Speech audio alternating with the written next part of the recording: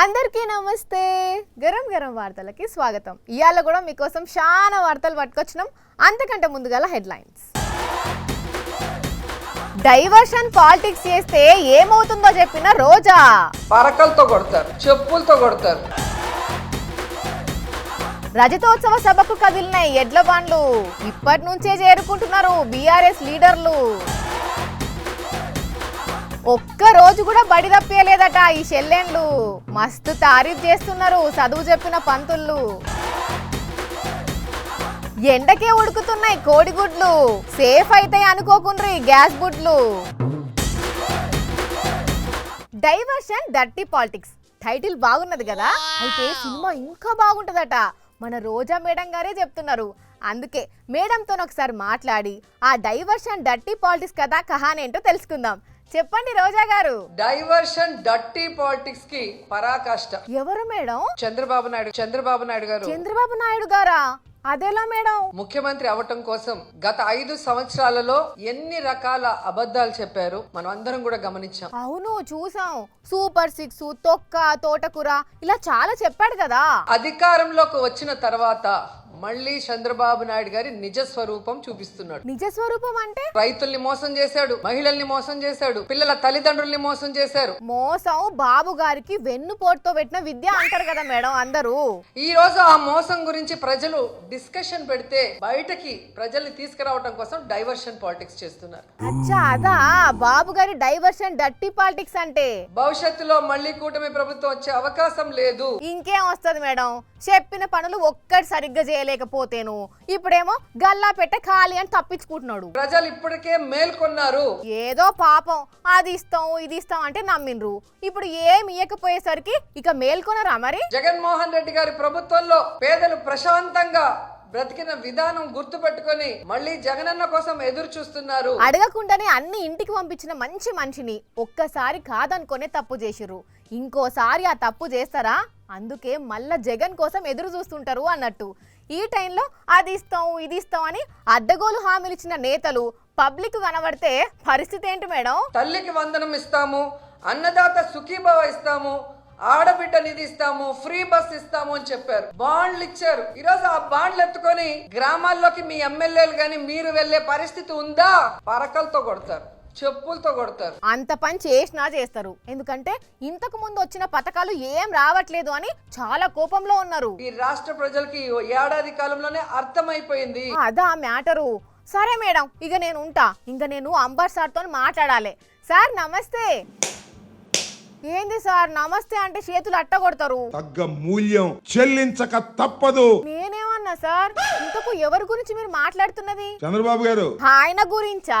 చాలా తప్పు చేస్తున్నారు చంద్రబాబు నాయుడు గారు. ఆయన ఒప్పు చేస్తే ఆశ్చర్యపోవాలి, తప్పు చేస్తే ఆశ్చర్యం ఎందుకు సార్? చంద్రబాబు గారు కలకాలం ఇలా ఉండదు నాయన. దీనికి నువ్వు మూల్యం చెల్లించక తప్పదు. నువ్వు చెల్లించకపోతే మీ అబ్బాయి ఎక్కడికి పోరు. ఇది డైవర్షన్ డర్టీ పాలిటిక్స్ కథ. పబ్లిక్ అమ్మ ఒడేది, ఆ పథకం ఏది, ఈ పథకం ఏదని అడుగుతున్నారని చెప్పి చంద్రబాబు ఇట్లా డైవర్షన్ పాలిటిక్స్ చేస్తుండని రోజా మేడం అంబట్ సార్ అంటున్నారు. మరి ఇలా ఎన్ని రోజులని తప్పించుకుంటారు మీరే చెప్పుండ్రి. దొరికిన రోజు దబిడి దిబిడే. బీఆర్ఎస్ పార్టీలో ఏం నడుస్తుందయా అంటే మొత్తం 27వ తారీఖు పెట్టే రజతోత్సవ సభ గురించే చర్చ జరుగుతున్నది. చిన్న లీడర్ల నుంచి పెద్ద లీడర్ల దాకా అందరికందరూ ఆ మీటింగ్ గురించే పనిచేస్తున్నారు. కొందరు లీడర్లు అయితే సభ దగ్గరనే ఉండి పనులు చేస్తుంటే, ఇంకా కొందరు లీడర్లేమో ఊర్లల్లా గల్లీలల్లా తిరిగి జనాలను జమ చేస్తున్నారు కదా. అయితే ఇదే మీటింగ్కు కొందరు అప్పుడే బయలుదేరినరులా. అరే అప్పుడే ఎందుకంటారా? మరి పోయింది ఎట్లా అనుకున్నారు? ఇగో ఇట్లా.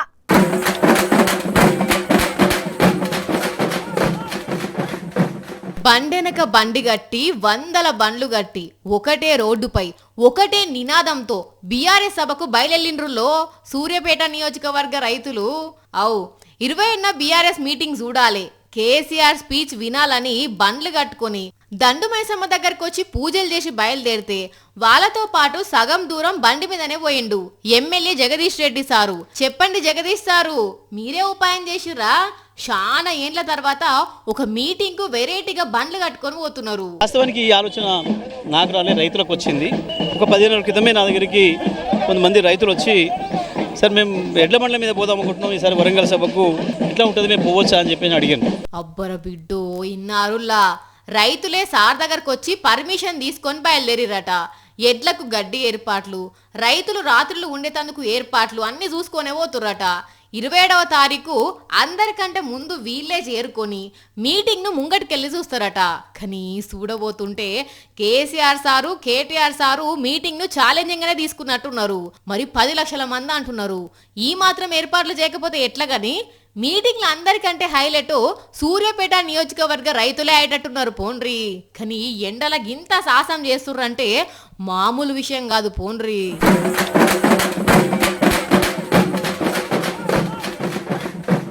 రావాలి బాబు రావాలి, రావాలన్నా రావాలి, రావాలి కాక రావాలి, రావాలి తమ్ముడు రావాలి.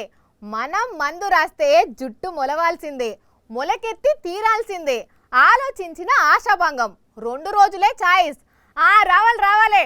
ఓ వాణి, ఆల్రెడీ నీకు జుట్టున్నది, మీదికెళ్ళి పెద్ద సౌరం కూడా పెట్టుకున్నావు. అయినా మళ్ళా కొత్త బిజినెస్ ఏందమ్మా అంటే, అయ్యో జుట్టు నాకు కాదుల్లా, ఇగో గిసోంటి అన్నల కోసం ఒకళ్ళు ఆఫర్ పెట్టిర్రు. మరి ఆఫర్ ఏందో ఎట్లుందో ఏం చేసిరో చూద్దాం పండ్రి. బట్టతల ఉందని బాధపడద్దు, ఒక్క ఎంట్రిక లేదని నారాజు కావద్దు. బతికుండి బట్టతల మీద వెంట్రికలు మొలిపించుకుందాం. ఎక్కిరించిన వాళ్ళ ముంగటనే జుట్టును ఎగిరేద్దాం. అరకు రాసుకోండి బాబు, అరకు రాసుకోండి. అరకు రాసుకొని ఆనందంగా జుట్టు దూకోండి. ఒక్క ఎంట్రిక లేని కాడ 100 ఎంట్రికలు మొలిపిస్తా అని చిన్నగా సమాచారం చేరవేస్తే ఉప్పల్కు కుప్పలు కుప్పలుగా జనాలు వచ్చిర్రు. ఎంట్రీ ఫీజు 300, ఆయిల్ ఖరీదు 700 వసూలు చేస్తే ఎన్ని 100 మంది వచ్చిర్రో చూడండి.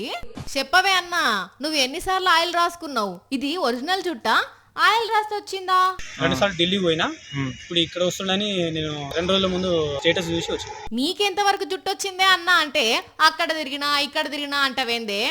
ఆయనతో గమ్మత్ ముచ్చట ఏందంటే, ఈ ఆయిల్ రాసేటందుకు మామూలు జుట్టు ఉన్నోళ్ళకు కూడా గుండు గీకి అరకు రాసిండ్రు. అయితే ఈ దుఃఖమంతా హరీష్ అనేటాయన పెట్టిండు.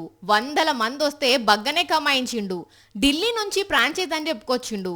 అయితే ఈ హడావిడి అంతా చూసిన పోలీసులు నీకు పర్మిషన్ ఎవరిచ్చిర్రు ఏం కథ అని తీసుకుపోయి ఊసబెట్టిర్రు.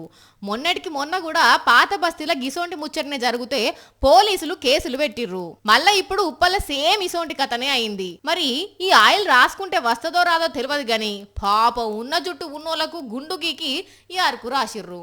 మళ్ళా తర్వాత వస్తదో రాదో తెలియదు గాని పాపం బట్టతల ఉన్నోళ్లకు ఇది పెద్ద బావే పోండ్రి. ఏమ్రా పడికోలేదు, ఏమైందిరా? కడుపు నొచ్చింది డాడీ, అందుకే పోలేదు. రేపు ఖచ్చితంగా పోతా. మమ్మీ ఈరోజు నేను స్కూల్కి పోను మమ్మీ, నా కుతికి దగ్గర కాలుతున్నది, బడికి పోగానే జ్వరం వస్తుంది, ప్లీజ్ ఈ ఒక్కరోజు పర్మిషన్ ఇవ్వు మమ్మీ అని కొందరు బడికి బంక్ కొట్టే ఉపాయం చేస్తారు. ఇంకా కొందరు పిల్లలేమో బడికి పోవాలనున్నా ఇంటి దగ్గర పరిస్థితులు బట్టి పోలేరు కదా. అయితే ఇక్కడ మాత్రం ఒక్కనాడంటే ఒక్కనాడు కూడా బడికి బంకు కొట్టలేదు, బడికి ఓనని మారం చేయలేదు, బడి లేదని అబద్ధం చెప్పలేదు. బరాబర్గా బడి నడిచినన్ని రోజులు బడికి పోయినరు. ఫుల్ టైం ప్రెసెంట్ అయ్యి అందరికీ ఆశ్చర్యం కలిగించరు. అందుకే టీచర్లు చూడుండ్రి ఎంత సంతోషంగా పిల్లలకు శాల్వాలు కప్పి సన్మానం చేసిర్రో. వాయమ్మో ఎంత ముద్దుగా నవ్వుతురు చూడుండ్రి చెల్లెళ్ళు. కానీ నిజంగా గ్రేట్ కదా నుల్లా. గమ్మత్ విషయం ఏంటంటే ఈ స్కూల్ టీచర్లు చాలా సార్లు లీవ్ పెట్టరట, కానీ ఈ చెల్లెళ్ళు మాత్రం బడికి సెలవు పెట్టలేదట. జనగామ జిల్లా నార్బెట్ట మండలం మాన్సింగ్ తండా ఈ చెల్లెలది. అక్క పార్వతి 4వ తరగతి చదువుతుంటే చెల్లె రితిక 3వ తరగతి చదువుతున్నది. కానీ ఈ చెల్లెళ్ళు నిజంగా గ్రేట్ పోన్రి. ముఖ్యమంత్రులు, మంత్రులు, ఎమ్మెల్యేలు, ఎంపీలే కొద్ది రోజులు సెలవులు పెట్టి బయటి దేశాలకు పోయి వస్తారు, సెలవులు పెడతారు. అంతేందుకు పెద్ద పెద్ద కంపెనీల సీఈఓలు కూడా ఫ్యామిలీ కోసమని ఆఫీసులకు సెలవులు పెట్టిపోయి వస్తారు.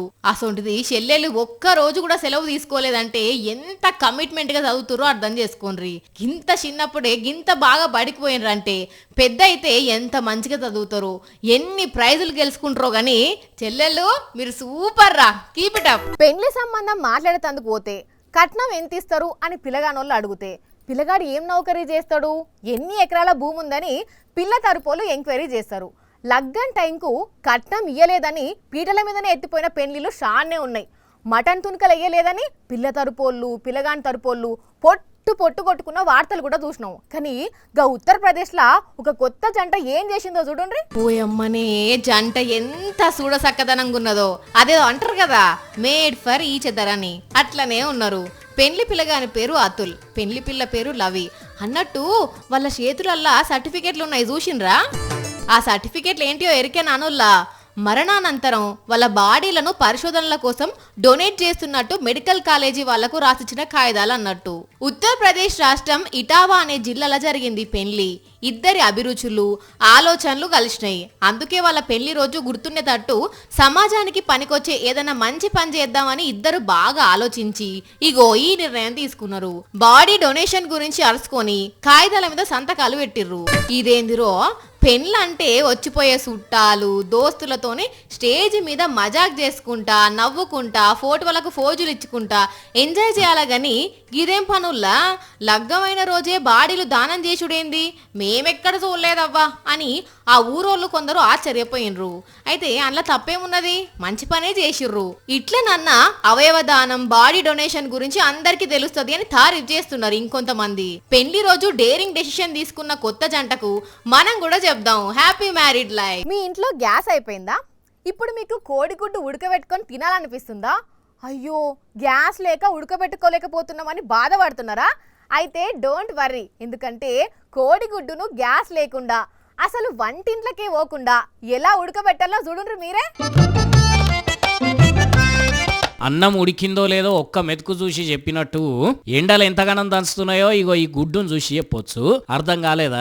హైదరాబాద్ గణేష్ నగర్ లో ఉండే ఒక అక్క దగ్గర పట్ల ఉన్న చికెన్ దుకాణంలో ట్రైన్ ఇండ గుడ్లు కొనుక్కొని వచ్చిందట.